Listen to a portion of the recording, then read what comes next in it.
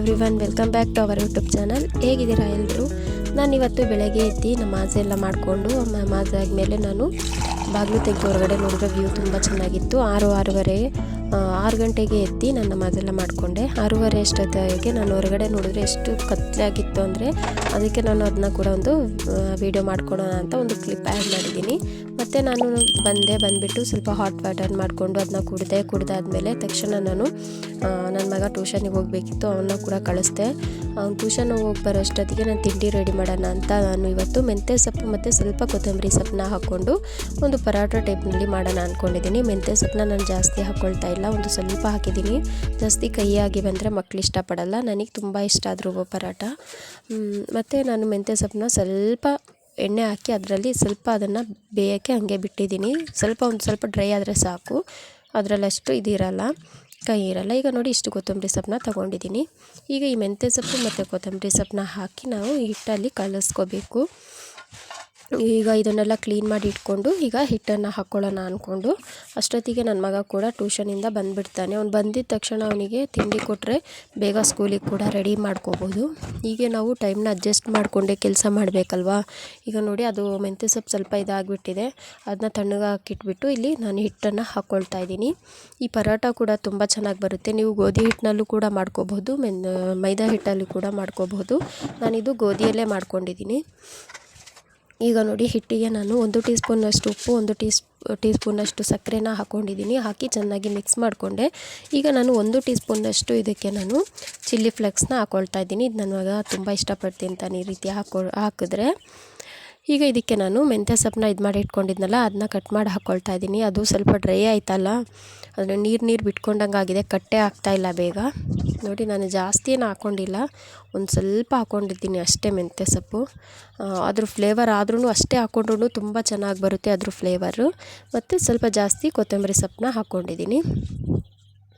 ಈಗ ಇದನ್ನೆಲ್ಲ ಚೆನ್ನಾಗಿ ಮಿಕ್ಸ್ ಮಾಡಿಕೊಂಡು ಇದಕ್ಕೆ 1 ಟೀ ಸ್ಪೂನಷ್ಟು ನಾನು ಟರ್ಮರಿಕ್ನ ಕೂಡ ಹಾಕ್ಕೊಳ್ತೀನಿ. ಹಾಕ್ಕೊಂಡ್ಬಿಟ್ಟು ಸ್ವಲ್ಪನೇ ನೀರು ಹಾಕ್ಕೊಂಡು ಚೆನ್ನಾಗಿ ಮಿಕ್ಸ್ ಮಾಡ್ಕೊಳ್ತಾ ಇದ್ದೀವಿ. ನಾವು ಚಪಾತಿ ಯಾವ್ದು ರೀತಿ ಕಲಿಸ್ಕೊಳ್ತೀವಿ ಅದೇ ರೀತಿ.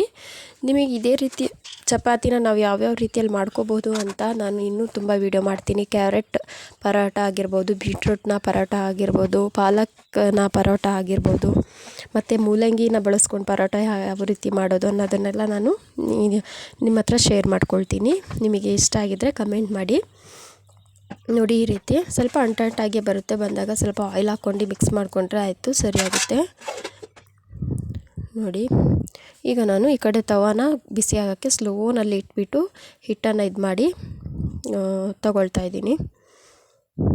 ನೋಡಿ, ಕಲಿಸ್ಬೇಕಾದ್ರೆ ಹಿಟ್ಟು ಜಾಸ್ತಿಯಾಗಿ ಅನ್ನಿಸ್ಲೇ ಇಲ್ಲ. ಈಗ ನೋಡಿದ್ರೆ ಹಿಟ್ಟು ತುಂಬ ಜಾಸ್ತಿಯಾಗಿ ಕಾಣಿಸ್ತಿದೆ. ಇಷ್ಟೆಲ್ಲ ಮಾಡಲ್ಲ ನಾನು, ಅರ್ಧ ಕಟ್ ಮಾಡಿಬಿಟ್ಟು ನಾನು ತೆಗೆದಿಟ್ಬಿಡ್ತೀನಿ ರಾತ್ರಿಗೆ ಮತ್ತೆ ಮಾಡ್ಕೊಳ್ಳೋಕ್ಕೆ. ನಾನು ಈ ರೀತಿ ಒಂದೇ ಸಲ ಹಿಟ್ಟು ಕಲಿಸಿದಾಗ ಮಕ್ಕಳು ಒಂದು 2 ಟೈಮ್ ಆದರೂ ತಿಂತಾರೆ. ಅದಕ್ಕಾಗಿ ನಾನು ಬೆಳಗ್ಗೆನೇ ನಾನು ಸ್ವಲ್ಪ ಜಾಸ್ತಿನೇ ಕಲಸಿ ಇಟ್ಕೊಂಡ್ಬಿಡ್ತೀನಿ. ನೋಡಿ, ಅದೆಷ್ಟು ಕಲರ್ಫುಲ್ಲಾಗಿ ಕಾಣಿಸ್ತಿದೆ ಚಪಾತಿ. ಈ ರೀತಿ ಉಚ್ಕೊಂಡಾಗ ಅಲ್ಲಲ್ಲಿ ಕೊತ್ತಂಬರಿ ಸೊಪ್ಪು ಆಗಿರ್ಬೋದು, ಮೆಂತ್ಯ ಸೊಪ್ಪು ಆಗಿರ್ಬೋದು, ಚಿಲ್ಲಿ ಫ್ಲೇಕ್ಸ್ ಆಗಿರ್ಬೋದು, ತುಂಬ ಚೆನ್ನಾಗಿ ಕಾಣಿಸುತ್ತೆ. ಈ ರೀತಿ ಮಾಡ್ಕೊಡೋದ್ರಿಂದ ಮಕ್ಕಳು ತುಂಬ ಇಷ್ಟಪಟ್ಟು ತಿಂತಾರೆ ಮತ್ತು ಹೆಲ್ತಿಗೂ ಕೂಡ ತುಂಬ ಒಳ್ಳೆಯದು. ನಾನು ಇದಕ್ಕೆ ಮೆಂತ್ಯ ಸೊಪ್ಪು ಸ್ವಲ್ಪ ಜಾಸ್ತಿನೇ ಹಾಕ್ತಿದ್ದೆ. ಸ್ವಲ್ಪ ಮೆಂತ್ಯ ಸೊಪ್ಪು ಏನಕ್ಕೂ ತುಂಬಾ ಕಹಿ ಇದೆ, ಅದಕ್ಕಾಗಿ ನಾನು ಸ್ವಲ್ಪ ಕಮ್ಮಿನೇ ಹಾಕ್ಕೊಂಡಿದ್ದೀನಿ. ನೋಡಿ, ಈ ಕಡೆ ನಾನು ಚಪಾತಿಗೆ ಇದನ್ನ ಮಾಡ್ಕೊಳ್ತಾ ಇದ್ದೀನಿ.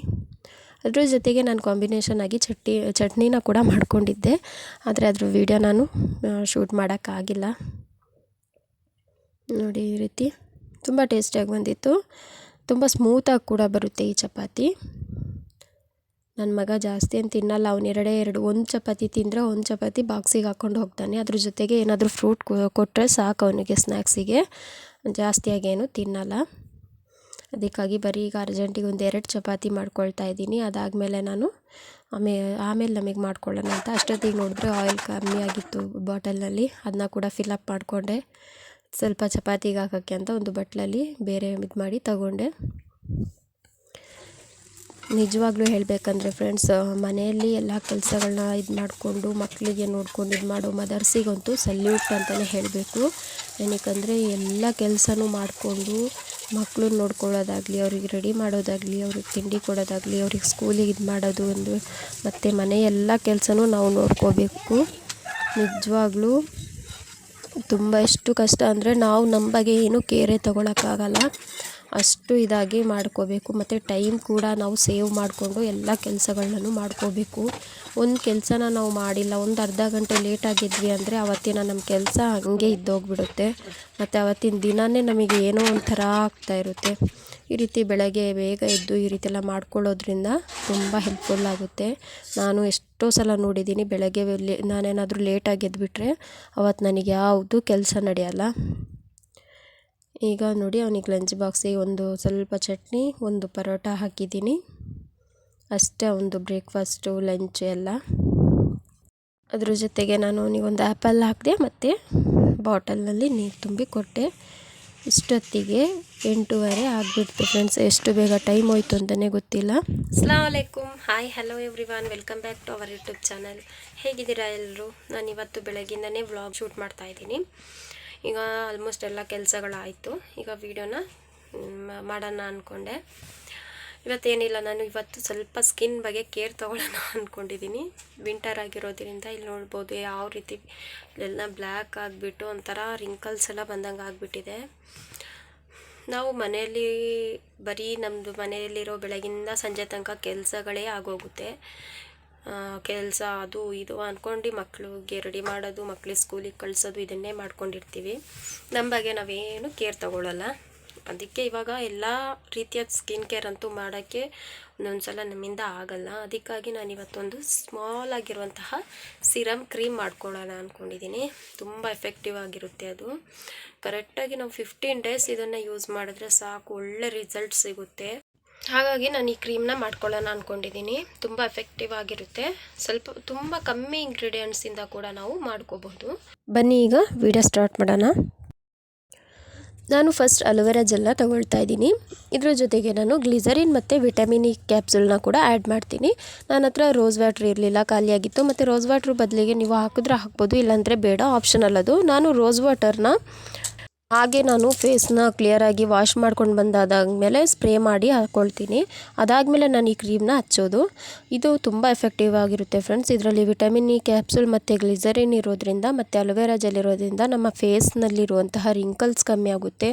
ಮತ್ತು ಡಲ್ ಸ್ಕಿನ್ಸ್ ಇದಾಗಿಬಿಟ್ಟು ಒಂದು ಗ್ಲೋಯಿ ಸ್ಕಿನ್ ಆಗುತ್ತೆ. ಮತ್ತು ಐ ಸುತ್ತ ಇರೋದು ಒಂಥರ ಬ್ಲ್ಯಾಕ್ ಇದು ಬಂದಿರುತ್ತಲ್ಲ ನಮಗೆ ಡಾರ್ಕ್ ಸರ್ಕಲ್, ಅದೆಲ್ಲ ಇಲ್ದಂಗೆ ಆಗುತ್ತೆ. ನಾನು ಇದನ್ನು ಯೂಸ್ ಮಾಡಿ ನೋಡಿದ್ದೆ ಫ್ರೆಂಡ್ಸ್. ಇದನ್ನು ತುಂಬ ಎಫೆಕ್ಟಿವ್ ಆಗಿರುತ್ತೆ. ಅದರಲ್ಲೂ ವಿಂಟರಲ್ಲಂತೂ ತುಂಬ ಎಫೆಕ್ಟಿವ್ ಆಗಿರುವಂತಹ ಒಂದು ಕ್ರೀಮ್ ಅನ್ಬೋದು. ನಾವು ಕಣ್ಣಿನ ಸುತ್ತ ಹಚ್ಚೋದ್ರಿಂದ ಮತ್ತು ಐಲ್ಯಾಶಸ್ಸಿಗೆಲ್ಲ ಹಚ್ಚೋದ್ರಿಂದ ಐಲ್ಯಾಶಸ್ ಒಂದು 15 ಡೇಸಲ್ಲಿ ಎಷ್ಟು ಕಪ್ಪುಗಾಗಿ ಅಷ್ಟು ಚೆನ್ನಾಗಿ ಗ್ರೋತ್ ಆಗಿರುತ್ತೆ ಅಂದರೆ ನೀವು ಖಂಡಿತವಾಗ್ಲೂ ಟ್ರೈ ಮಾಡಿ ನೋಡಿ. ಆಮೇಲೆ ನೀವೇ ನನಗೆ ಕಮೆಂಟ್ ಮಾಡಿ ಹೇಳ್ತೀರಾ, ಅಷ್ಟು ಸೂಪರ್ ಆಗಿರುತ್ತೆ ಇದ್ರ ರಿಸಲ್ಟು. ಇದಕ್ಕೆ ರೋಸ್ ವಾಟರ್ ಹಾಕೋದಾದರೆ ಹಾಕ್ಬೋದು, ಇಲ್ಲಾಂದರೆ ಬೇಡ, ಆಪ್ಷನಲ್ ಅದು. ಈ ರೀತಿ ಇದು 3 ಇಂಗ್ರೀಡಿಯೆಂಟ್ಸ್ ಆಗಿ ಹಾಕ್ಕೊಂಡ್ರೆ ಸಾಕು, ತುಂಬ ಎಫೆಕ್ಟಿವ್ ಆಗಿರುತ್ತೆ. ನಾನು ಇದನ್ನು ಹಚ್ಚಿದ್ದೀನಿ. ಒಂದು 15 ದಿನ ನೀವು ಕಂಟಿನ್ಯೂಸ್ ಆಗಿ ಹಚ್ಚಬೇಕು. ಮತ್ತು ಬೆಳಗ್ಗೆ ನೀವು ಸ್ಕಿನ್ ಕೇರ್ ಮಾಡ್ಕೋಬೇಕಾದ್ರೂ ಇದನ್ನು ಸ್ವಲ್ಪ ಹಚ್ಕೋಬಹುದು, ಆದರೆ ಜಾಸ್ತಿ ಬಿಸಿಲಿಗೆಲ್ಲ ಹೋಗಬಾರ್ದು. ಮತ್ತು ನಾವು ಬಿಸಿಲಿಗೆಲ್ಲ ಹೋಗಿ ಟ್ಯಾನ್ ಕೂಡ ಆಗಿದ್ರೆ ಈ ವಿಟಮಿನ್ ಇ ಕ್ಯಾಪ್ಸೂಲಿಂದ ಆ ಟ್ಯಾನ್ ಕೂಡ ರಿಮೂವ್ ಆಗುತ್ತೆ. ಮತ್ತು ನೋಡಿ ನನ್ನ ಹ್ಯಾಂಡ್ಸ್ ಎಷ್ಟು ಟ್ಯಾನ್ ಆಗಿದೆ ಅಂತ. ನಾನು ಇದನ್ನು ಡೈಲಿ ಯೂಸ್ ಮಾಡ್ತೀನಿ. ಈಗ ರಿಸಲ್ಟ್ ನಿಮಗೆ ತೋರಿಸ್ತೀನಿ. ಖಂಡಿತವಾಗ್ಲೂ ಫುಲ್ಲಾಗಿ ಟ್ಯಾನ್ ಆಗಿಬಿಟ್ಟಿದೆ ನನ್ನ ಕೈ ಎಲ್ಲ. ನಾನು ಏನು ಯಾವ ರೀತಿಯ ಕೇರ್ ಕೂಡ ತಗೊಳ್ತಾ ಇರಲಿಲ್ಲ. ಮೊದಲು ನಾನು ಇದನ್ನು ಹಚ್ತಾ ಇದ್ನಲ್ಲ, ಆವಾಗ ನನಗೆ ಎಷ್ಟು ರಿಸಲ್ಟ್ ಸಿಗ್ತಿತ್ತು ಗೊತ್ತಾ. ನಾನು ಮಧ್ಯದಲ್ಲಿ ಬಿಟ್ಟೆ ಈ ಕೆಲಸ ಆಗಲಿ, ಮಕ್ಕಳು ನೋಡ್ಕೊಳ್ಳೋದಾಗಲಿ, ಏನೋ ಒಂದು ಇದರಲ್ಲಿ ನಾವು ನಮ್ಮ ಬಗ್ಗೆ ನಾವು ಕೇರ್ ತಗೊಳ್ಳೋದನ್ನೇ ಮರ್ತು ಬಿಡ್ತೀವಿ ಅಂತಲೇ ಹೇಳ್ಬೋದು. ಇದು ನೋಡಿ ಕಲರ್ ಎಷ್ಟು ಚೆನ್ನಾಗಿ ಚೇಂಜ್ ಆಗ್ತಿದೆ. ಇದ್ರ ಸ್ಮೆಲ್ ಕೂಡ ತುಂಬ ಚೆನ್ನಾಗಿರುತ್ತೆ. ನಾನು ಇದನ್ನು ಒಂದು ಗ್ಲಾಸ್ ಜಾರ್ನಲ್ಲಿ ಹಾಕಿ ಫ್ರಿಜ್ನಲ್ಲಿ ಸ್ಟೋರ್ ಮಾಡಿ ಇಟ್ಕೊಳ್ತೀನಿ. ಆಗ ಏನೂ ಹಾಳಾಗೋದಿಲ್ಲ. ನೀವು ಅಷ್ಟೇ ಸ್ವಲ್ಪ ಸನ್ಲೈಟಿಂದ ಸ್ವಲ್ಪ ದೂರ ನೆಡಬೇಕು.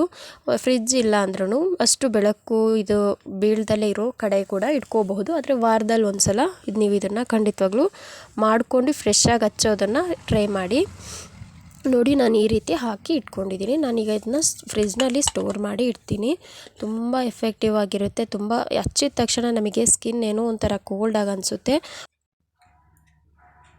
ಬನ್ನಿ ಈಗ ಇದನ್ನ ಹಚ್ಚಿ ನೋಡೋಣ ಎಷ್ಟು ಎಫೆಕ್ಟಿವ್ ಆಗಿದೆ ಅಂದರೆ. ಫ್ಲೇವರ್ ಕೂಡ ತುಂಬ ಚೆನ್ನಾಗಿ ಬರ್ತಿದೆ. ಸೇಮ್ ನಾವು ಅಲೋವೆರಾ ಜೆಲ್ನ ಪ್ಲ್ಯಾಂಟಿಂದ ತೆಗೆದು ಯಾವ ರೀತಿ ಇದು ಮಾಡ್ತೀವೋ ಅದೇ ರೀತಿಯಾಗಿದೆ. ಅಷ್ಟು ಸೂಪರಾಗಿದೆ. ನಾನೀಗ ಸ್ಕಿನ್ನಿಗೆ ಹಚ್ಚಿ ತೋರಿಸ್ತೀನಿ ಸ್ವಲ್ಪ. ಈ ರೀತಿ ತೊಗೊಂಡಿದ್ದೀನಿ. ಇದನ್ನು ನೀವು 15 ಡೇಸ್ ಸ್ಟೋರ್ ಮಾಡಿ ಇಟ್ಕೋಬಹುದು. ನಾನು ಇದನ್ನು ಒಂದು ವಾರಕ್ಕಾಗಿರೋಷ್ಟು ಮಾಡ್ಕೊಂಡಿದ್ದೀನಿ ಅಷ್ಟೇ. ಜಾಸ್ತಿ ಮಾಡಿಕೊಂಡ್ರೆ ಸುಮ್ಮನೆ ಇದಾಗುತ್ತೆ ಅಂತ. ನೀವು ಒಂದು 15 ಡೇಸ್ಗೆ ಬೇಕಾದಷ್ಟು ಇದರ ಕ್ವಾಂಟಿಟಿ ಸ್ವಲ್ಪ ಜಾಸ್ತಿ ಮಾಡಿಕೊಂಡು ಮಾಡಿ ಇಟ್ಕೋಬಹುದು. ಇದು ನನಗೆ ಒಂದು ವಾರ ತನಕ ಸಾಕಾಗುತ್ತೆ. ತುಂಬ ಕೋಲ್ಡ್ ಕೂಡ ಇದೆ.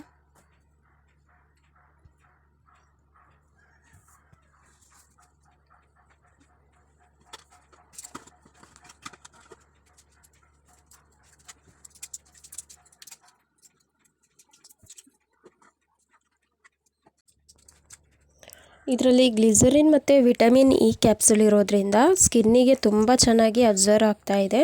ಮತ್ತು ಇದನ್ನು ಹಚ್ಚಬೇಕಾದ್ರೆ ಏನೋ ಒಂಥರ ಆಯಿಲಿ ಆಗಿರೋದು ಫೀಲ್ ಆಗಲ್ಲ. ಹಚ್ಚಿ ಸ್ವಲ್ಪ ನಾವು ಮಸಾಜ್ ಮಾಡಿದ ತಕ್ಷಣ ಸ್ಕಿನ್ನಲ್ಲಿ ಚೆನ್ನಾಗಿ ಅಬ್ಸರ್ವ್ ಆಗುತ್ತೆ. ಮತ್ತು ಗ್ಲಿಸರಿನ್ ಇರೋದ್ರಿಂದ ಏನೋ ಒಂಥರ ಶೈನಿಂಗ್ ಆಗುತ್ತೆ. ನೋಡಿ ಫೇಸ್ನಲ್ಲಿ ಎಷ್ಟು ಶೈನಿಂಗ್ ಆಗಿ ಕಾಣಿಸ್ತಾ ಇದೆ ಅಂತ. ತುಂಬ ಚೆನ್ನಾಗಿ ಒಂಥರ ಮಾಯ್ಶ್ಚರ್ ಆಗಿ ಅನ್ನಿಸ್ತಿದೆ. ಸ್ಕಿನ್ ಕೂಡ ತುಂಬ ಸಾಫ್ಟಾಗಿ ಒಂಥರ ಶೈನಿಂಗ್ ಆಗಿ ಕೂಡ ಕಾಣಿಸ್ತಾ ಇದೆ. ಇಷ್ಟೇ ಇವತ್ತಿನ ಈ ವಿಡಿಯೋ ಇಷ್ಟ ಆಗಿದ್ರೆ ಲೈಕ್ ಮಾಡಿ, ಶೇರ್ ಮಾಡಿ, ನನ್ನ ಚಾನಲ್ನ ಸಬ್ಸ್ಕ್ರೈಬ್ ಆಗಿ ಮತ್ತು ಪಕ್ಕದಲ್ಲಿರೋ ಬೆಲ್ ಐಕನ್ನ ಪ್ರೆಸ್ ಮಾಡಿ. Thank you for watching.